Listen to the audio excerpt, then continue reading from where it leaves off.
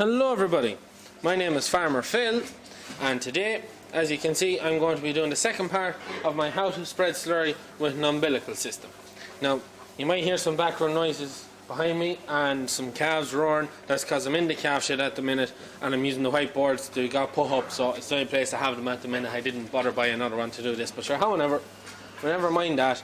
But as you can see there now, I'm after drawing in a this is going to be the first one I'm going to do. If dependent, I'll try and keep it about 5 minutes long. So this is the first one I'm going to do. So as you can see, we have one field.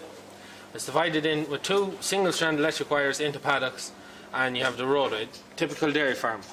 And we're going to say that they're an acre, 2 acre paddocks. It's not that big a farm. So your roadway there, so your pipe's going to be coming in here in the first gap. So typically in them smaller size paddocks, what do I say? Let's say 200 meter pipe, or you might have 200 and 100 is lots. So what you want to do is, now generally speaking, with the wires, we don't try and roll it up or gather it to go back in and out gaps. We drop the wires. Well, we always bring a hammer with us, and we take out the staples, put it somewhere around the middle. Generally speaking, is where we go. Somewhere around the middle of the fence. We just drop the wires, staple them into the ground, and you're safe to travel across it, as long as you don't drag across a clip. You try to drag across a clip, you'll probably catch the wire, pull the fence down. So we normally, before we start, or when we're rolling in the pipe, we drop our fences. So let's say we drop our fences there and there.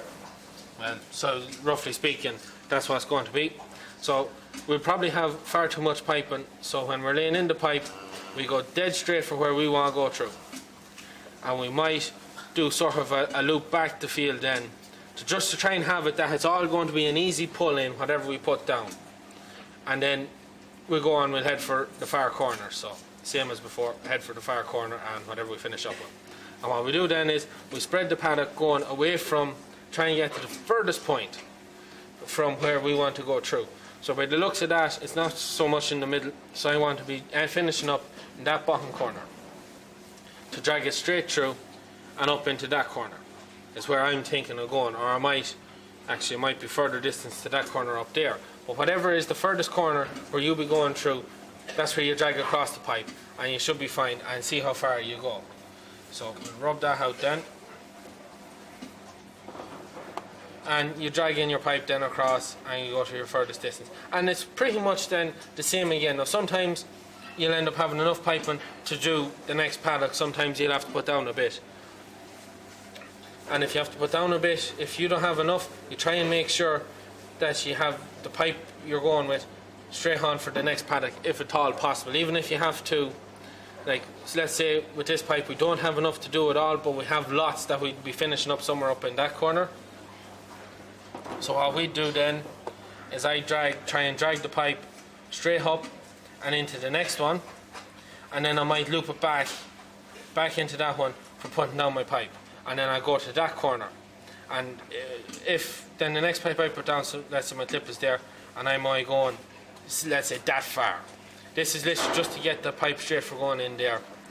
Then I'd work on pulling that pipe back into that corner. That should be fairly enough straightforward. And then I go back up into the far corner and spread back down that way for going on into the next one. And it's straightforward. That's how we spread paddocks. That's a very straightforward, simple paddock system. Like, when you get into awkward shapes and triangles and stuff, it gets more harder. So I'll just see what time are we running on there. 4 minutes. So I might just do another one on wet spots and we'll leave it at that. So I'll just stop. Okay, so now we're back at this. I'm just after feeding, checking all the calves there. The people come into the yard, so I'm just back at it now. So next one we're going to do, I'm not going to do wet spots today. I'm going to go through obstacles. And as you can see there in my field, I have what's an ESB pole and a lovely tree there with its little branches sticking out. So same again, entrance here, and there's the next field we're going on out.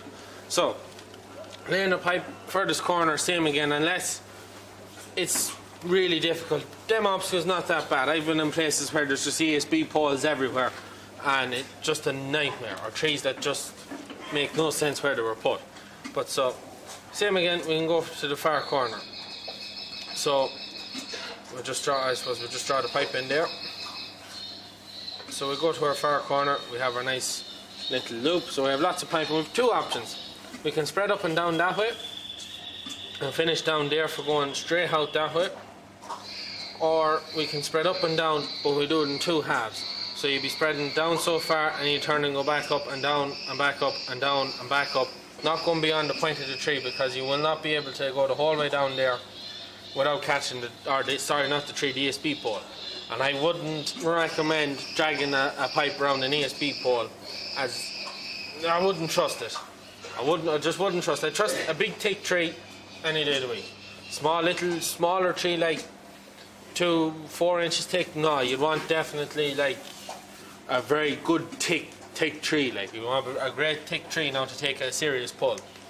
But two options: we can go that way, which will leave us fine, because by the time we get back up on the last run there, going up by the tree, we'll have almost all the piping the other side of the DSP pole to pull back down that side of it. Sometimes you'll have it that you'll have too much piping down here to go back down this side. So what we do in them cases is we'll go down and we'll do some short runs, not going down by the pole, until we get far enough over down there somewhere that there's enough of that piping, pull back around it, that we can come back up, and then we finish out that bit spreading there and finish out the field. It just all depends what way works out best. I think that's really sometimes as well, if you were going to do it that way and you have that little space there, like it's one width, maybe a width and a bit of the spreader.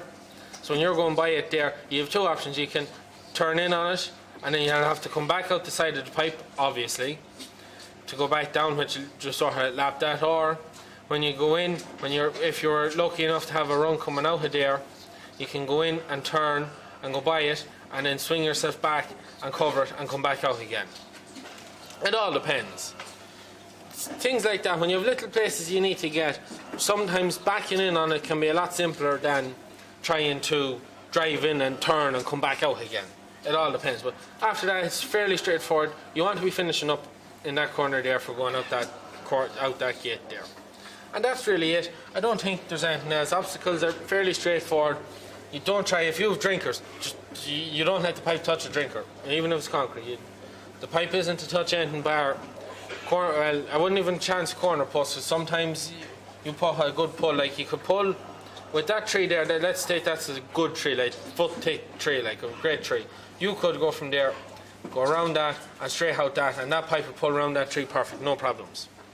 Whereas if that was an ESP pole there, I would not let it pull around it in that fashion. Way too much of a pull on the ESP pole, you could end up snapping it. I would not trust an ESP pole. So that's it. That's all I'm going to do for this part. And if you'd like to see more, please hit me down in the comments down below. Next time I think I'll cover wet spots and hills, just how you try and spread them to minimize, with the wet spots, to minimize the damage, like leaving tracks and that, and with the hills, how to spread them without turning over, and what way to get the pipe on the hill, like, or hilly ground and that. So I'll leave it at that now. I have something else. I have a cousin from Canada staying over at the minute, and she was suggesting to me to do a sort of like the video my sister did on me, The Life of a Young Farmer. Do something similar to that, where you submit questions and then I sit down facing the camera, actually see my face again, and talk about, like, explain, like, ask me a question and I answer the question and explain it in a fleshed out fashion. So if you have any questions, it is something I will be doing, or I think it is a good idea, so it is something I will be doing. So if you have any questions you'd like me to answer and sort of give a good talk about, please hit me down in the comments down below. I'll answer 3, 4, maybe 5 questions. It all depends on how long. I'll try and keep videos at the 10 minutes if I can. I don't like going over and above that. So that's really it from me.